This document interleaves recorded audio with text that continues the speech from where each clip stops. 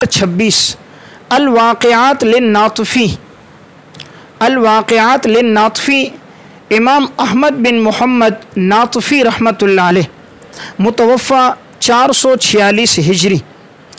ناطفی انہیں کیوں کہتے ہیں؟ ناطفی کہا جاتا ہے ایک مٹھائی کو، یہ خاص قسم کی مٹھائی ہوتی تھی، تو ان کا یہ کاروبار تھا، ان کے والد صاحب بناتے تھے، ان کے بعد یہ بناتے تھے اور اسی کو یہ فروخت کرتے تھے، اس لیے ان کا نام پڑ گیا امام ناطفی رحمہ اللہ۔ دیکھیں اس سے اندازہ ہوتا ہے اکثر علماء جتنے گزرے ان کا اپنا ذاتی کوئی نہ کوئی کاروبار ہوتا تھا اور وہ اپنا رزق حلال کے لیے کوئی نہ کوئی پیشہ اختیار کرتے تھے، وہ کسی کے سامنے ہاتھ نہیں پھیلاتے۔ ابوبکر خصاف کی بات گزری کہ خصاف ہوتا جو جوتے بنانے والے، امام قدوری کی بات گزری کہ ہانڈیا کا کاروبار تھا، شمس الائمہ حلوائی کی بات آئے گی متوفہ 448 ہجری، یہ حلوہ بناتے تھے اور وہ حلوہ فروخت کرتے تھے، اور علامہ ناطفی مٹھائی فروخت کرتے تھے۔ تو بہرحال علامہ ناطفی کی 3 کتابیں ہیں، ایک ہے الاجناس، ایک ہے الفروق اور ایک ہے الواقعات۔ الاجناس، الفروق اور الواقعات، تو یہ 3 کتابیں، لیکن یہ تینوں کتابیں طبع نہیں ہیں، تینوں کتابیں اس وقت طبع تو نہیں ہیں، البتہ ان کتابوں کے مسائل محیط برہانی میں، فتاوی تاتارخانیہ میں اور بنایہ میں ان کے مسائل موجود ہیں۔ عموماً یہ ذکر کیا جاتا ہے علامہ ناطفی نے اجناس میں یہ لکھا، علامہ ناطفی نے واقعات میں یہ بات لکھی ہے۔ واقعات کا موضوع تھا وہی پیش آمدہ نئے مسائل، کہ جو نئے مسائل پیش آئیں اور ان کا حل موجود نہیں ہے، انہوں نے اس کتاب میں اسے ذکر کیا۔ تو یہ تینوں کتابیں اگرچہ طبع نہیں ہیں لیکن ان کے مسائل موجود ہیں، یعنی علامہ عینی کی کتاب میں، محیط برہانی کے اندر، فتاوی تاتارخانیہ میں۔ بات چل رہی تھی فقہ حنفی کی کتابوں کے تعارف کے سلسلے میں، تو 27ویں نمبر پر کتاب تھی النطف فی الفتاوی، یہ امام ابو الحسن علی بن حسین سغدی رحمۃ اللہ علیہ متوفہ 461 ہجری کی تصنیف ہے۔ میں نے کل یہ بات عرض کر رہا تھا کہ یہ جو کتاب ہے النطف فی الفتاوی، حقیقت میں اس کا نام ہے النطف الحسان، اور النطف یہ جمع ہے نطفتن کی، اور نطفہ کہا جاتا ہے مختصر سا، اور حسان جمع ہے حسنتن کی، اور حسنہ کا معنی خوبصورت، تو گویا اس کا مطلب ہوا خوبصورت مسائل کا مختصر سا مجموعہ، خوبصورت مسائل کا مختصر سا مجموعہ۔ اس کتاب میں ان کا اسلوب یہ ہے کہ انہوں نے فقہی ابواب کی ترتیب پر نہایت سہل انداز میں مسائل کو ذکر کیا، اور یہ بھی پہلے اجمال بیان کرتے ہیں اور بعد میں تفصیل بیان کرتے ہیں۔ مثلاً جیسے انہوں نے یہ بیان کیا کہ وہ شہید جس کو غسل دیا جائے گا اور وہ شہید جس کو غسل نہیں دیا جائے گا، تو اب پہلے ان شہداء کا تذکرہ کیا تو ان کی 12 قسمیں کہ جن کو غسل دیا جائے گا، اور پھر ان شہداء کا تذکرہ کیا کہ جن کو غسل نہیں دیا جائے گا تو اس کی 10 قسمیں بیان کی۔ یعنی ان کا انداز اس اعتبار سے سہل ہے کہ یہ اجمال بیان کر کے سہل انداز میں تشریح کرتے ہیں۔ اس میں اختلافی مسائل کا ذکر نہیں ہے، فقہا کے درمیان مذاہب اور دلائل کا تذکرہ نہیں ہے، بلکہ صرف نفس مسائل کو انہوں نے ذکر کیا، اور یہ کتاب اس قدر آسان ہے کہ اگر اس کو کوئی مبتدی طالب علم، ثالثہ میں کا طالب علم بھی پڑھنا چاہے تو بآسانی اس کو سمجھ سکتا ہے۔ بہرحال کنز الدقائق کی جگہ اگر یہ کتاب نصاب میں ہو تو اس کا فائدہ زیادہ ہوگا۔ کنز میں انسان کی صلاحیت بہت ضائع ہو جاتی ہے کہ ایک استاد رات بھر محنت کرتا رہتا ہے، اب مسئلۃ البیر جہتن، اب جیم سے کیا مراد ہے، ہاں سے کیا مراد ہے، تواں سے کیا مراد ہے، تو اب اس پر ڈبل بوجھ ہوتا ہے۔ ایک مصنف کو ایک تو یہ یاد رکھنا کہ مذاہب کیا کیا ہیں، نمبر 2 ان کے دلائل یاد رکھنا، پھر ان سارے دلائل کی باتوں کو یاد رکھ کے پھر صبح بیان کرنا، اب اس پر پڑھانے والے پر بھی بوجھ ہے، طالب علم کے لیے بھی بوجھ ہے۔ اس لیے اسلوب یہ ہو کہ ہر بات کتاب کے اندر ذکر کر دی جائے، جس طرح آج کے دور میں کہ جو کتابیں لکھی جا رہی ہیں عموماً وہ دلائل بھی مسائل بھی کتاب کے اندر ذکر کر دیتے ہیں، جس سے فائدہ زیادہ حاصل ہوتا ہے۔ تو اب مبتدی طالب علم جب وہ کنز پڑھ رہا ہوتا ہے تو وہ کما حق اس کو فائدہ نہیں ہوتا، فقی بصیرت، فقی استعداد، صلاحیت پیدا نہیں ہوتی، وہ عبارت کی باریکیوں میں گم ہو جاتا ہے، عبارت کو سمجھنا اور حل کرنے میں سارا ٹائم لگ جاتا ہے۔ حالانکہ مقصود مصنف کی عبارت حل کرنا نہیں ہے، وہ کوئی قرآن اور حدیث تو نہیں کہ جس کی عبارت کی باریکیاں، فصاحت اور بلاغت اور اس کی نزاکت اور لطائف دیکھے جائیں۔ اس لیے علامہ محمد یوسف بنوری رحمۃ اللہ علیہ حضرت بھی فرمایا کرتے تھے کہ انہوں نے اپنے صفحے کو تو بچایا لیکن دوسرے کا گھنٹہ دماغ ضائع کیا۔ صفحہ تو بچ گیا کہ مسئلۃ البیر جختن کو اگر یہ لکھتے تو 4 لائنوں میں آتا، اپنی سیاہی کو بچایا، صفحہ بچایا، لیکن رات کو ایک استاد پڑھانے والے کو جتنی محنت کرنی پڑ رہی ہے اور طالب علم کو ان ساری باتوں کو یاد رکھنے کے لیے جتنا دماغ استعمال کرنا پڑ رہا ہے، اگر یہ صلاحیت کسی اور میں لگ جاتی تو اس کا زیادہ فائدہ ہو جاتا۔ تو بہرحال اس کتاب کا اسلوب، خصوصاً متقدمین کا اسلوب یہ ہے، یہ مسائل کو سہل کر کے لکھتے ہیں۔ یہ جو 7ویں اور 8ویں صدی تھی، اس کے اندر ہوا یہ کہ یہ کتاب کو مشکل سے مشکل بنا کے پیش کرتے، جتنی عبارت مغلق ہوتی یہ اس دور کا کمال ہوتا تھا۔ اس لیے تمام مغلق کتابیں جتنی لکھی گئی ہیں وہ 7ویں اور 8ویں صدی میں لکھی گئی۔ یہ علامہ تفتزانی رحمۃ اللہ علیہ متوفی 792 ہجری، اب ان کی یہ کتابیں وہ سب 8ویں صدی کی۔ امام نصفی صاحب کنز الدقائق متوفی 710 ہجری، ان کی یہ کتاب 8ویں صدی کی شمار ہوتی ہے۔ تو اس دور کے اندر کمال یہ تھا کہ جتنی عبارت کو مختصر بیان کرو، کم سے کم الفاظ میں بیان کرو، جتنا پیچیدہ بیان کرو اتنا زیادہ اس کے لیے کمال شمار ہوتا۔ اب جیسے ابن حمام رحمۃ اللہ علیہ متوفی 861 ہجری نے التحریر لکھی۔ اب یہ اصول فقہ کی کتاب ہے، اس سے اصول فقہ نہیں سمجھ آتا، اس لیے پھر بعد میں علامہ ابن امیر الحاج نے التقریر والتحبیر کے نام سے شرح لکھی کہ اس سے معلوم ہی نہیں ہو رہا تھا کہ اصول فقہ کے مسائل کون سے ہیں، دلائل کون سے ہیں۔ تو بہرحال کہ اس کتاب کا فائدہ یہ ہوگا النطف فی الفتاوی کا کہ اس میں مسائل کو سہل انداز میں لکھا گیا اور اس کا انداز اور اسلوب اس قدر آسان ہے کہ مبتدی طالب علم بھی اس کو بآسانی سمجھ سکتا ہے۔ یہ کتاب دارالفرقان سے شائع ہوئی ہے دکتور صلاح الدین نامی کی تحقیق کے ساتھ۔ نمبر 28 المبسوط، علامہ سرخسی رحمۃ اللہ علیہ متوفی 483 ہجری۔ یہ جو تعارف میں آپ کے سامنے عرض کر رہا ہوں یہ سن ہجری کی ترتیب سے ہم چل رہے ہیں، تو اب اس میں 28ویں نمبر پر جو کتاب ہے وہ علامہ سرخسی کی ہے المبسوط کے نام سے۔ علامہ سرخسی رحمۃ اللہ علیہ یہ شاگرد ہیں شمس الائمہ حلوانی رحمۃ اللہ علیہ متوفی 448 ہجری کے۔ شمس الائمہ حلوانی اس لیے انہیں کہتے ہیں کہ یہ حلوہ فروخت کیا کرتے تھے، اس وجہ سے یہ ان کے نام کا حصہ بنا۔ علامہ سرخسی کی اس وقت جو مطبوعہ کتابیں ملتی ہیں وہ 3 کتابیں، نمبر 1 اصول سرخسی، نمبر 2 المبسوط اور نمبر 3 شرح السیر الکبیر۔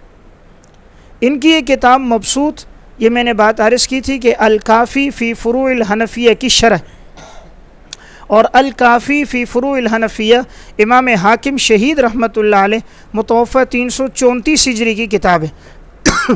اور الکافی جو ہے مشہور تو یہ ہے کہ یہ امام محمد کی 6 کتابوں کا خلاصہ ہے، لیکن میں نے آپ کے سامنے بات رکھی تھی کہ یہ 6 کتابوں کا نہیں ہے، در حقیقت یہ امام محمد کی مبسوط کا خلاصہ ہے۔ تو اب اس کتاب کی شرح علامہ سرخسی رحمہ اللہ نے یہ مبسوط کے نام سے لکھی ہے جو الکافی کی شرح۔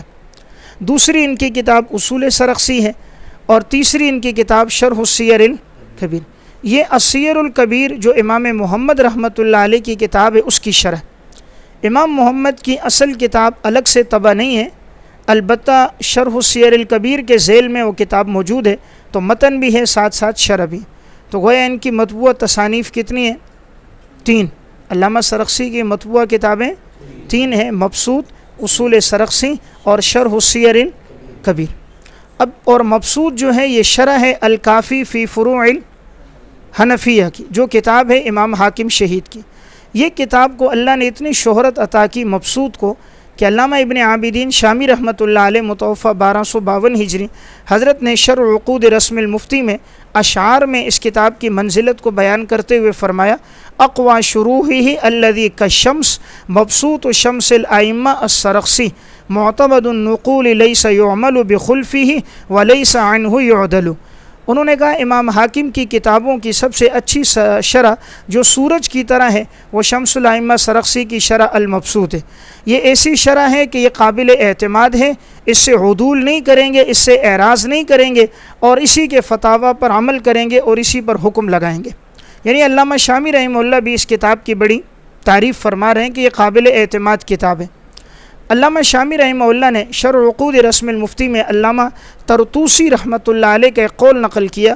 وہ فرماتے ہیں وَمَبْسُوطُ السَّرَخْسِي لَا يُعْمَلُ بِمَا خَالَفَهُ وَلَا يُرْكَنُ إِلَّا إِلَيْهِ وَلَا يُفْتَى وَلَا يُعَوَّلُ إِلَّا عَلَيْهِ. مبسوط سرخسی کے برخلاف پر عمل بھی نہیں ہوگا، اس کے برخلاف پر فتویٰ بھی نہیں دیا جائے گا، اور نہ اس کے برخلاف قول کو لیا جائے گا.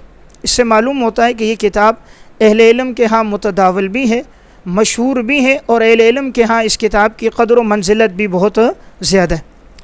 اب علامہ سرخسی رحمہ اللہ نے یہ کتاب کہاں لکھی؟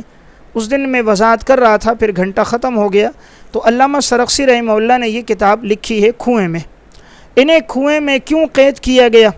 تو السیر الکبیر کی جو شرح ہے، شرح السیر الکبیر، یہ چھپی ہے ڈاکٹر صلاح الدین منجد کی تعلیق اور تحقیق کے ساتھ. ڈاکٹر صلاح الدین منجد نے اس پہ تحقیق کی ہے اور مقدمہ لکھا ہے.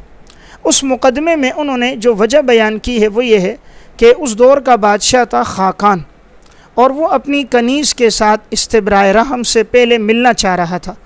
تو انہوں نے فتویٰ دیا کہ یہ ملنا شرعاً درست نہیں، اس لیے کہ جب تک استبرائے رحم نہ ہو، یعنی ایک حیض اسے نہ آ جائے، اس سے پہلے نہیں مل سکتے. ممکن ہے کہ وہ حاملہ ہو، تو اس وجہ سے اگر آزاد عورت ہو تو حکم ہوتا ہے کہ 3 حیض آ جائے، اس کے بعد پھر اس کے ساتھ ملا جا سکتا ہے. اور اگر حاملہ ہے تو وضع حمل ہو جائے، اور اگر باندھی ہے تو استبرائے رحم ہو. جب انہوں نے یہ رائے دی تو حاکم خاقان کو اس پہ غصہ آیا کہ میں بادشاہ ہوں اور انہوں نے میرے یہ خلاف فتویٰ کیوں دیا. تو انہوں نے ایک کنواں کھدوایا، اور وہ گہرا کنواں تھا، اس میں ان کو قید کیا. علامہ سرخسی 477 ہجری میں اس کنویں میں انہیں ڈالا گیا. اب یہ کنویں کے اندر ہی انہوں نے یہ 30 جلدوں کی جو کتاب ہے مبسوط سرخسی کے نام سے، انہوں نے پوری یہ کتاب اس میں املا کروائی ہے. اللہ رب العزت نے ان کو حافظہ بہت اچھا دیا تھا. علامہ تاش کبرزادہ رحمۃ اللہ علیہ نے مفتاح السعادہ میں لکھا، ایک دفعہ جب ان کے سامنے یہ تذکرہ ہوا کہ امام شافعی رحمہ اللہ کو 300 کراسہ زبانی یاد تھے، 300 کاپیاں، تو انہوں نے ایک جملہ کہا تھا کہ حفظ الشافعی زکوٰۃ محفوظی، امام شافعی کو جو یاد ہے وہ تو میرے حافظے کی زکوٰۃ ہے. تو علامہ تاش کبرزادہ رحمۃ اللہ علیہ لکھتے ہیں اس سے معلوم ہوتا ہے کہ انہیں 12,000 کراسہ زبانی یاد تھے. تو اللہ تعالیٰ نے حافظہ بہت اچھا عطا کیا تھا، اس لیے انہوں نے یہ پوری کتاب املا کروائی. اب اس کی دلیل کیا ہے کہ یہ پوری کتاب انہوں نے کنویں سے املا کروائی؟ تو کتاب کے شروع میں یہ عبارت موجود ہے کہ فرأیت الصواب فی تالیف شرح المختصر لا ازید علی المعنى المؤثر فی بیان کل مسئلۃ اکتفاء بما هو المعتمد فی کل باب وقد انضم الى ذلك سؤال بعض الخواص فی زمن حبس حین ساعدونی لانسی ان املی علیہم ذلك فاجبتهم الی. فرماتے ہیں کہ مجھے جب قید کیا گیا تو میں نے مناسب سمجھا کہ امام حاکم کی مختصر کی شرح کرواؤں. تو میرے شاگرد یہ چاہتے تھے تاکہ میں ان کے ساتھ مانوس رہوں، تو یہ منڈیر پر آ کر بیٹھ جاتے تو علامہ سرخسی نیچے سے املا کرواتے.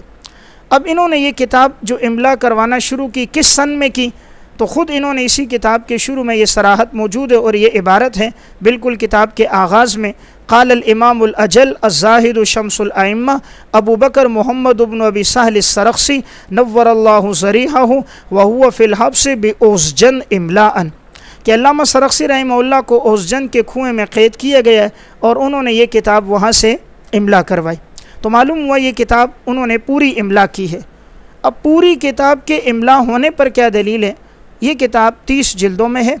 اس کی آخری جلد کتاب الرضاعت ہے، اور کتاب الرضاعت کے 13 صفحوں کے بعد کتاب ختم ہو جاتی ہے. اور اس کتاب الرضاعت کے شروع میں جو عبارت ہے وہ یہ ہے، قال شیخ الامام الاجل الزاہد شمس الائمہ فخر الاسلام ابو بکر محمد بن ابو سہل السرخسی املاء یوم الخمیس الثانی عشر من جماد الاخرہ سنۃ 77 و 400. کہہ رہے میں کنویں میں قید ہوں، 12 جماد الثانی ہے، 477 ہجری ہے، جمعرات کا دن ہے. تو 477 ہجری میں یہ املا کروا رہے ہیں. تو اب یہاں سے لے کر آخر تک صرف 13 صفحے بنتے ہیں. تو جب یہ پوری کتاب انہوں نے املا کی ہے تو قرین قیاس یہ ہے کہ یہ 13 صفحے بھی انہوں نے املا کی ہوں گے. اور اس پر دلیل یہ ہے کہ اس کتاب کے بعد دوسری کتاب ہے ان کی اصول سرخسی، اور اس اصول سرخسی میں میں نے آپ کو عبارت پڑھ کے سنائی تھی کہ اس کے شروع ہی میں یہ عبارت ہے، قال الامام الشیخ الاجل الزاہد شمس الائمہ ابو بکر محمد بن ابی سہل السرخسی املاء فی یوم السبت سنۃ 79 و 400 فی زاویۃ من حصار اوزجن، شوال کا مہینہ ہے اور 479 ہجری ہے، اور میں اوزجن کے کنویں میں قید ہوں، املا کروا رہا ہوں۔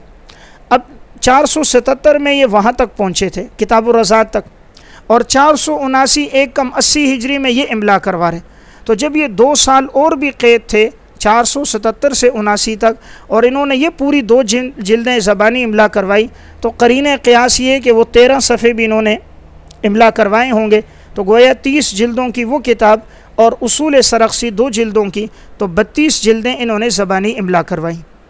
اب یہاں ایک بات سمجھیں، عموماً آپ دیکھیں گے بعض کتابوں میں یہ جملہ آئے گا کہ علامہ سرخسی نے 15 جلدیں املا کروائیں، اور بعض میں جملہ آئے گا 30 جلدیں املا کروائیں۔ اس میں کوئی تعارض کی بات نہیں ہے۔ جنہوں نے اس کو 15 جلدیں کہا ہے وہ اس لحاظ سے کہ وہ 2 جلدوں کو ایک شمار کیا گئے، تو نسخے میں 2 جلدیں ایک ساتھ ہیں، اس لحاظ سے 15 ہے۔ جنہوں نے 30 جلدیں کہا ہے وہ اس لحاظ سے کہ ہر حصہ الگ الگ ہے، تو اس لیے اس بات میں کوئی تعارض نہیں۔ ان کی جو تیسری کتاب ہے شرح السیر الکبیر، حاجی خلیفہ رحمہ اللہ نے کشف الظنون میں جو اس کا تعارف کرایا، اس عبارت سے معلوم ہوتا ہے کہ انہوں نے وہ کتاب بھی املا کروائی ہے۔ تو اب اس کے بارے میں راجح طور پہ تو نہیں کہا جا سکتا یقینی طور پر، البتہ شاید ممکن ہے انہوں نے یہ املا کروائی ہو، شاید ممکن ہے نہ کروائی ہو۔ تو اگر وہ بھی املا کروائی ہو تو وہ 5 جلدوں میں ہے، تو گویا 30 اور 2 32 اور 32 اور 5 37 جلدیں، 37 جلدیں انہوں نے زبانی گویا کنویں سے املا کروائیں، اور کوئی واعظ و نصیحت کی کتاب نہیں بلکہ فقہ کی کتاب، اور فقہ کی ایسی کتاب جو اس وقت ماخذ شمار ہوتی ہے اور عموماً جس سے حوالہ جات بھی دیے جاتے ہیں، فتویٰ بھی نقل کیا جاتا ہے، تو اللہ تعالیٰ نے ان سے بہت بڑا کام لیا۔ آج اگر ہم بیدار مغزی کے ساتھ اس کا مطالعہ کرنا چاہیں تو یہ 37 جلدوں میں شاید ہماری عمر گزر جائے، مطالعہ نہیں کر سکیں گے جو اس عالم نے زبانی املا کروا دیا۔ تو اللہ رب العزت کسی انسان سے کام لینا چاہے تو مشکل سے مشکل حالات میں بھی وہ دین کا کام کر لیتا ہے۔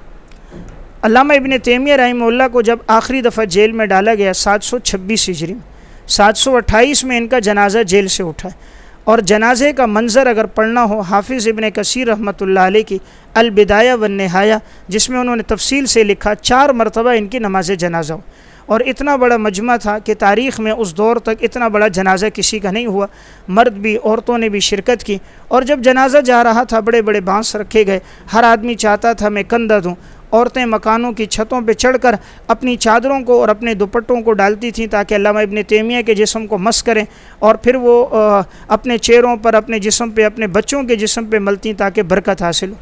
اب علامہ ابن تیمیہ رحمہ اللہ آخری وقت جب انہیں جیل میں تھے تو ان سے کاغذ قلم لے لیا گیا، تو انہوں نے کوئلوں سے لکھنا شروع کیا تھا، اور جیل کی دیواروں پہ لکھتے رہے، اس لیے ان کے بعض فتاویٰ وہ ہیں جو ان کی وفات کے بعد جیل کی دیواروں سے جمع کیے گئے۔ تو میں عرض کر رہا تھا اس طرح اکابر گزرے ہیں جنہوں نے جیل کے اندر کام کیا۔ حضرت شیخ الہند رحمۃ اللہ علیہ نے جو تفسیر عثمانی لکھی ہے، اس کا انہوں نے کچھ حصہ جیل کے اندر انہوں نے لکھا ہے۔ علم الصیغہ آپ نے پڑھی، جیل کے اندر وہ تالیف کی گئی ہے۔ حضرت مولانا سرفراز خان صفدر صاحب رحمۃ اللہ علیہ نے بعض کتابیں جیل کے اندر تصنیف کی ہیں۔ تو اللہ رب العزت نے علامہ سرخسی سے یہ کام لیا۔ اب اس کتاب کا اسلوب کیا ہے؟ مبسوط سرخسی کا اسلوب یہ ہے کہ یہ پہلے عبارت ذکر کرتے ہیں امام حاکم کی الکافی فی فروع الحنفیہ سے، اور پھر اس کی تشریح بیان کرتے ہیں۔ اس کتاب میں فقہ مقارن کا زیادہ تذکرہ ہے۔ فقہ مقارن کہا جاتا ہے فقہا کے مذاہب اور دلائل، یعنی صرف فقہ حنفی نہیں ہے بلکہ فقہ شافعی، فقہ مالکی کا تذکرہ بھی ہے۔ البتہ انہوں نے امام احمد کی فقہ کا اور اہل ظواہر کا تذکرہ کم کیا۔ اس کی وجہ یہ ہے کہ یہ امام احمد کو اس درجے کا فقیہ نہیں سمجھتے تھے۔ امام احمد کے بارے میں متقدمین میں ہاں شہرت محدث ہونے کے اعتبار سے تھی، فقیہ ہونے کے اعتبار سے کم تھی۔ اس لیے علامہ ابن عبد البر رحمۃ اللہ علیہ نے جس وقت ایک کتاب لکھی الانتقاء فی فضائل الائمۃ الثلاثۃ الفقہاء، اس میں امام اعظم ابو حنیفہ، امام مالک اور امام شافعی کا تذکرہ کیا، امام احمد کا نہیں کیا۔ تو متقدمین ان کو زیادہ تر دیکھتے تھے محدث ہونے کی حیثیت سے، فقیہ ہونے کی حیثیت سے نہیں دیکھتے تھے۔ اس لیے یہاں بھی اس کتاب میں امام احمد کا تذکرہ بہت کم ملے گا۔ اس کتاب کی 3 اہم خصوصیات ہیں۔ مبسوط سرخسی کی پہلی خصوصیت کہ اس میں فقہا کے مذاہب ملیں گے، دوسری خصوصیت عقلی اور نقلی دلائل آپ کو ملیں گے۔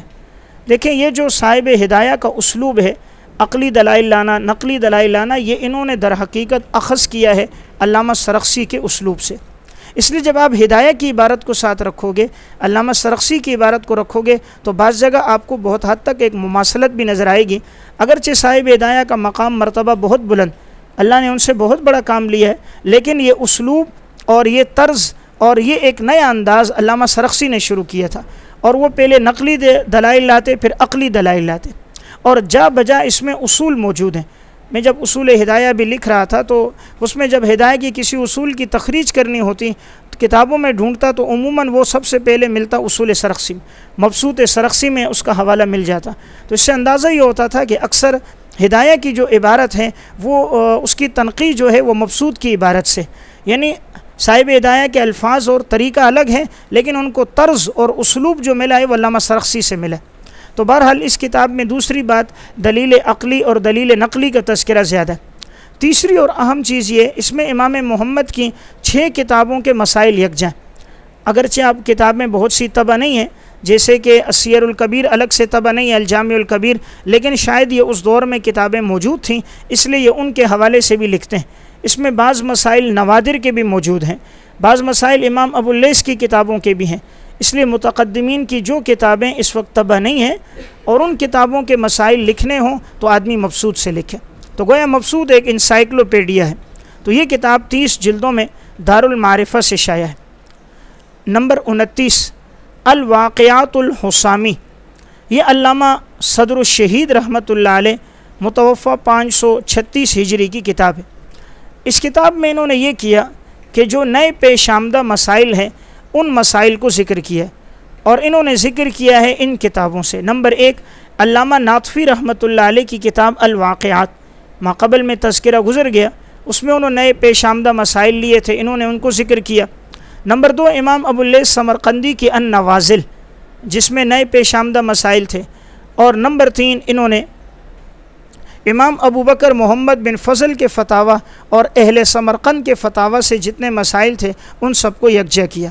تو یہ کتاب اگرچہ اس وقت طبع تو نہیں ہے، البتہ اس کتاب کا تذکرہ حاجی خلیفہ نے کشف الظنون میں کیا ہے۔ نمبر 30 منظومۃ النصفی فی الخلاف، منظومۃ النصفی فی الخلاف یہ تصنیف ہے امام ابو حفص عمر بن محمد نصفی رحمہ اللہ متوفہ 537 ہجری۔ یہ وہی عالم ہیں جنہوں نے متن لکھا ہے جو العقائد النصفیہ کے نام سے، جو متن ہے وہ اسی علامہ نصفی کا ہے، جس کی شرح علامہ تفتزانی نے شرح العقائد النصفیہ لکھی۔ تو ان کا ایک وہ متن ہے اور ایک ان کی یہ فقہ میں کتاب ہے منظومۃ النصفی کے نام سے۔ اس کتاب میں انہوں نے فقہ کے کل مسائل جو ہیں 2669 مسائل کو نظم کی صورت میں لکھا ہے۔ 2669 مسائل ہیں جس کو انہوں نے نظم کی صورت میں لکھا، یعنی اشعار کی صورت میں بیان کیا، اور یہ ایک بہت مشکل کام ہے۔ مسائل کو بیان کرنا، فضائل اور مناقب نہیں، مسائل، اور اس کو بیان کرنا اشعار میں، یہ ایک بڑا مشکل کام ہے جو اللہ رب العزت نے ان سے لیا۔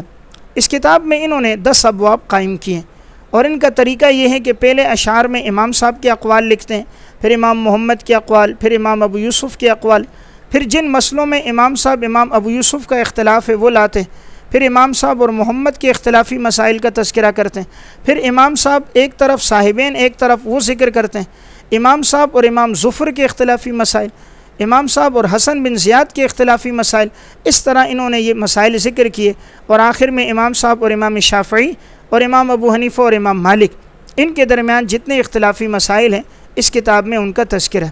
یہ کتاب اگرچہ اس وقت طبع تو نہیں ہے، البتہ اس کتاب کی جو شروحات لکھی گئی ہیں وہ بہت سی ہیں۔ حاجی خلیفہ نے کشف الظنون میں ان کا تذکرہ کیا ہے، اور اسی طرح ہدیۃ العارفین میں۔